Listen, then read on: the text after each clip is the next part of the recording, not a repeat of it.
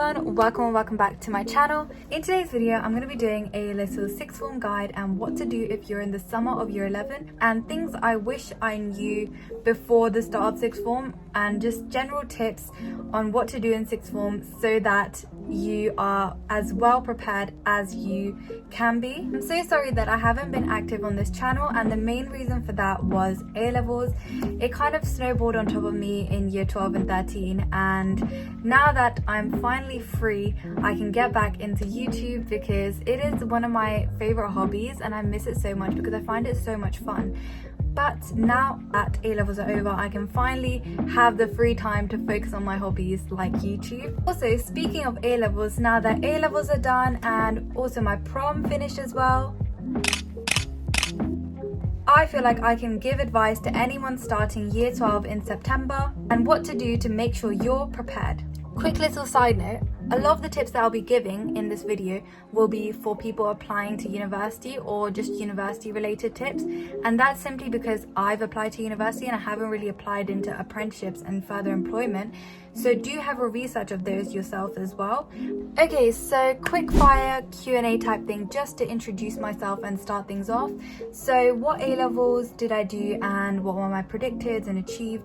So I did biology, chemistry, maths. In terms of exam boards, I did OCRA biology, OCRA chemistry and Edexcel maths, and my predicted grades were A star, A star, A star for biology, chemistry, maths. And I also did EPQ in year 12 and I achieved an A star in that, and I'll talk more about that because I actually managed to get 50 out of 50 in EPQ somehow. I still cannot fathom it to this day, so I'll make a whole EPQ video and that's coming up and that's already in the works.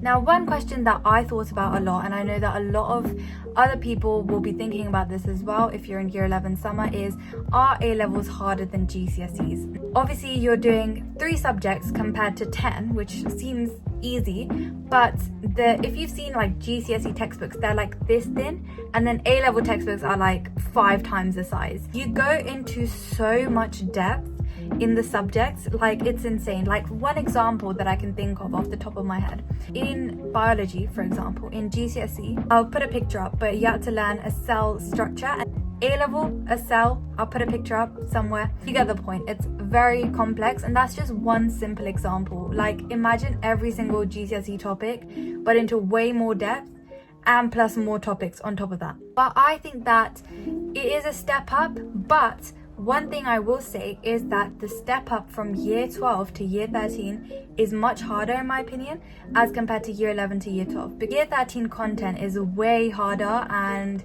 also to balance university like applications, admissions tests, personal statements, picking your universities along with your A-levels. I think the university application is a whole A-level subject in itself. Now, my personal experience about year 12 from year 11, when I started year 12 in September, like the first week it was all fine. The first 2-3 weeks, you know, I was like, this is so good, 3 subjects, you know, not much work. And then after the first few weeks, like I want to say like the final week of September, it just hit me like a bus. And I think that that's the perfect way to describe it, because it just all of a sudden that 1 week I realized that there was so much to do, so many revision materials to make. I think I had like all my topic tests in 1 week, and then I was like, oh my gosh, like this is actually kind of overwhelming. Okay, enough of the quickfire Q&A. Now let's move on to some actual tips. Stage 1 is the summer. My first tip that I will give you is to relax, because the worst thing that you could do is start year 12 burnt out. Watch some Netflix, watch some TV shows, listen to music, read books, get into hobbies, meet up with friends. There's so many things you can do to relax, and I would say that the whole summer technically you should be relaxing. So it's not just like a set period at the start of the summer and then you have to get to work. It's kind of like throughout the whole summer you're relaxing, doing a little bit of work, you know, it should be a mix. Now, the second thing that I will talk about is transition work, and a lot of schools give transition work. Now, I suggest you do this in small blocks because sometimes they could give you a lot of transition work. With maths, I had loads of exercises that I had to do. I actually did this in small blocks because there were so many exercises to do. and there was no way I could get this done in like a week, so I did like 1 exercise-ish per day. Do set yourself like a little bit of a routine almost, and also I would say do it without too much pressure on yourself, because don't try like making flashcards or mind maps and stuff already. Just focus on just like relaxing, reading through things, and just kind of very vaguely understanding things, maybe watching a couple of videos. I know that CGP do some books as well if you do want to buy those, but I personally didn't. They have like some head start into A-level books, so if you do want to get a little bit more into it, then you could buy those. The third thing I would say is to research more on what you want to do. So quick little background story. From year 10, I think, year 10 and 11, I was very much into dentistry, and I was very set that I wanted to do dentistry at uni. However, I researched so much in year 11 summer, and I was kind of like unsure between dentistry and medicine, and in the end I ended up picking medicine to apply for. Obviously it does seem a bit early to look into what career you want to do for the rest of your life, but I think that is good, because in year 12 your school might make you do some university stuff and looking at courses on what to do. So I think that kind of being a little bit prepared for that does give you a little bit more of preparation on what you want to do in the future. Also, another thing about courses, something to be very careful of is if you're applying to a course, make sure you're looking at subject requirements. So for example, with medicine, if you want to apply to as many courses as you want to, you have to include biology and chemistry. I think the same goes for like computing. If you want to apply to that, you have to include maths. And I think further maths, if you want to apply to like Oxford and Imperial, I think there might be some more. But if you want to apply to some top unis, further maths as well for computing, do look into it and see what subject is required for what courses at university, because this is something that a lot of schools actually don't tell you at the start of year 12. One thing I forgot to mention, which I think is quite important, is that you can also decide what course at university you want to do based on the subjects itself that you like and don't like. So for example, if I took biology, chemistry, maths, and I really enjoyed chemistry, I could look into careers which require chemistry, such as like chemical engineering or just straight up chemistry at university. I've got 2 kind of tips, and I'm going to just merge them into one because it just makes more sense that way. But I would say to do some super curriculars in year 11 summer so they can be prepared to apply. Also, let me just real quick tell you guys the difference between extracurriculars and supercurriculars, because I think that is a term that gets misplaced all the time. So extracurriculars is anything that you're doing extra, basically, so anything that you're doing on the side, and this includes like musical instruments, if you're learning the piano, if you're doing any sports outside of school, just on the side of school, which shows like you actually have a life outside of academics. Now, supercurricular activities are activities where you're taking your subject and studying it beyond the specification of the course. Now, this is especially important if you're applying to competitive courses like medicine, or I guess like engineering and computing. Any courses with like interviews as well would be great. So like if you're thinking of applying to Oxbridge, this is definitely something that you need to think of. As an example, I applied to medicine, and I would say that if you're applying to medicine in year 11 summer, I would suggest you read some books on medicine. There's so many. There's like When Breath Becomes Air, Trust Me, I'm a Junior Doctor, Being Mortal. There's so many different books that you can read in the summer just to like give yourself an insight on what your future career actually involves. Also doing some online work experience if you can get a hold of it, and doing like online courses which are called MOOCs. You can find loads of MOOCs on futurelearn.com, I think it's called.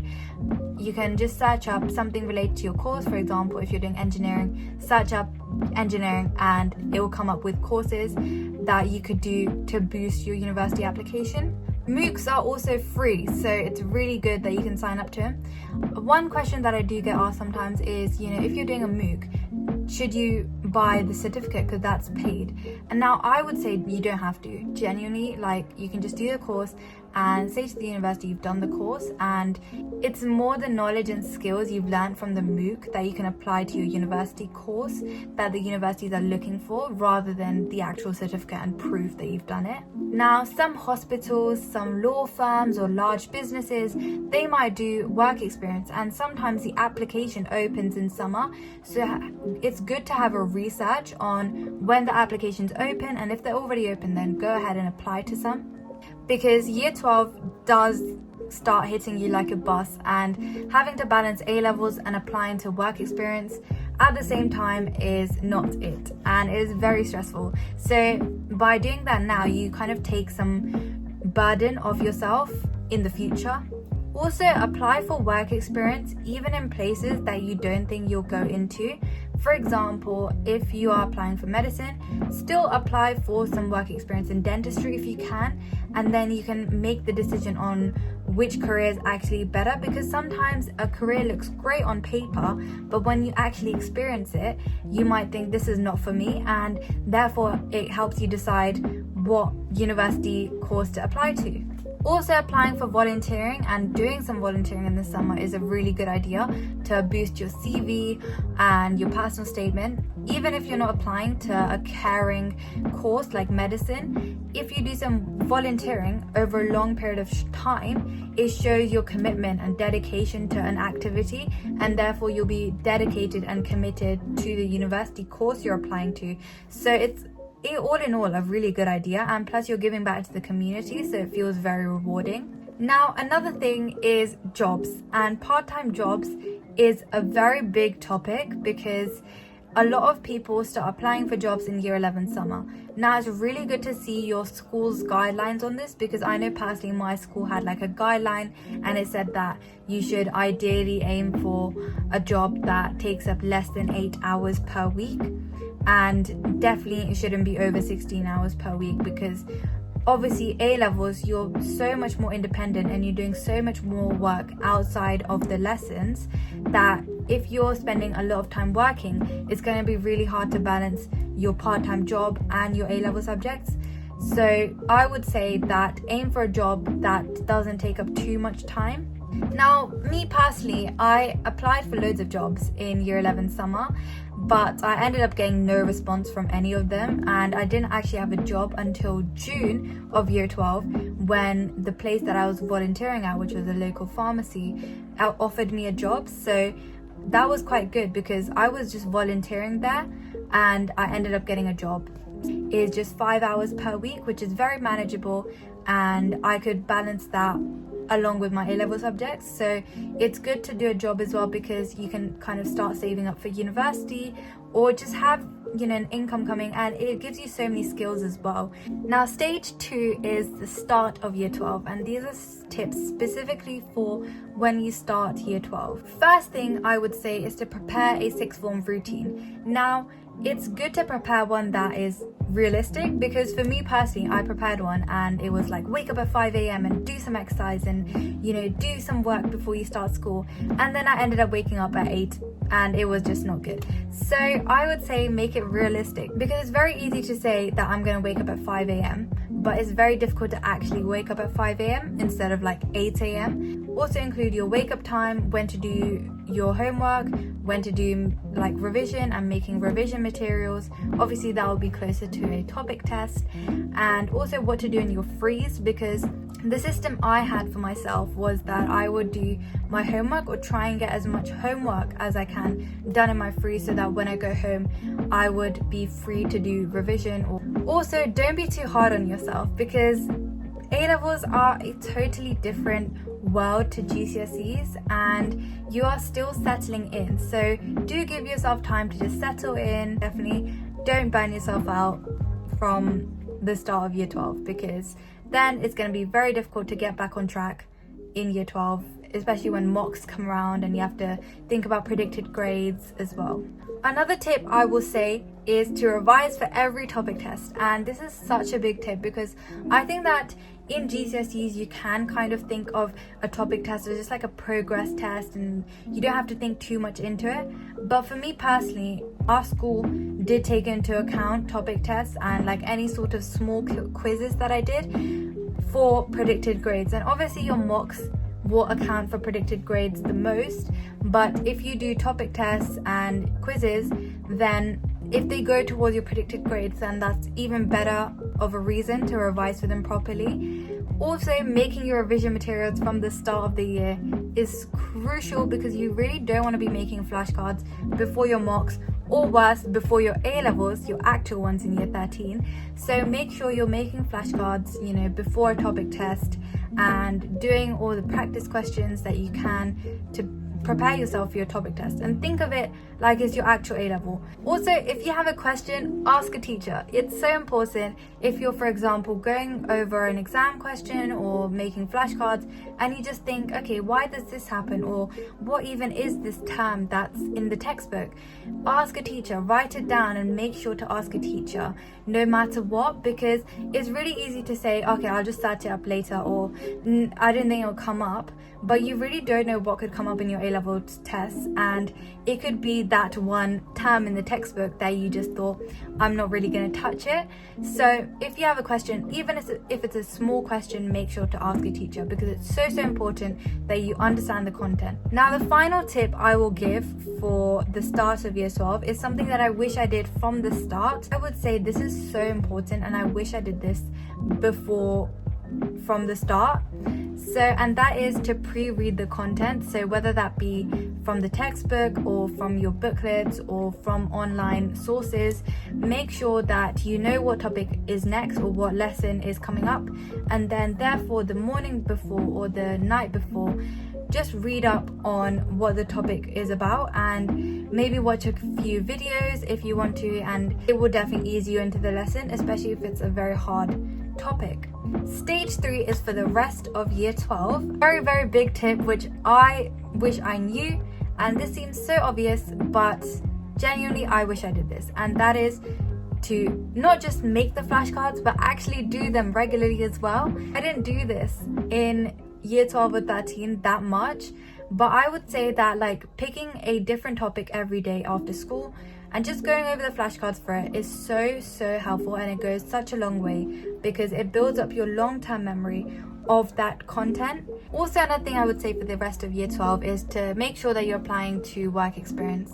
It's a very big thing, I think, because if you're applying to a course and you're kind of half-heartedly applying into it, then I would say definitely do work experience, and then it would confirm and just consolidate your decision on whether you definitely want to do it or definitely don't want to do it. So it can go either way. This is more for certain courses and if you're applying to Oxbridge, but that is to research admissions test because some courses do have it. For example, if you're applying to a certain university for law, you'd probably have to do LNAT, and if you're applying for medicine, you have to do the UCAT for every university, and there's some Oxford Cambridge tests as well if you're applying to Oxbridge. So research admissions tests because sometimes they'll be in September, sometimes they'll be in the summer, like the UCAT. So researching them is very useful. Final tip, and I think this is so important that a lot of people don't do, and that is to apply for university open days. I think it's so important to see like the university and visit the place itself, because sometimes you'll be applying to universities that you've never even heard of, and in the end, ultimately, in your 5 choices, one of those could be the university that you're going to, and if you've never heard of that place and never visited it before, it could be very weird because you don't really know what the place is like.